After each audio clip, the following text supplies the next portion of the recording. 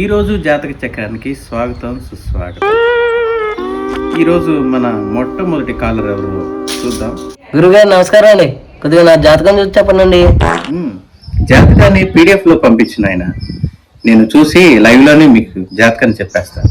పంపించే చూడండి.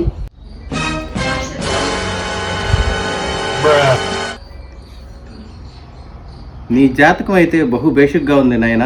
సరేనయ్యా, ఇప్పుడైతే ముందు నీ పుట్టు పూర్వోత్తరాలు చెబుతాను, అది విని కరెక్టో కాదో చెప్పు. నీ పేరు రాజేష్.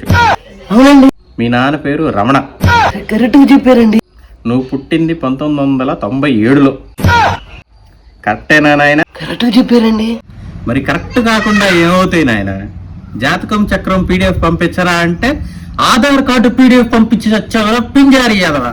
ఏడుంటే వరకు నిన్ను జోడించి కొట్టేస్తా.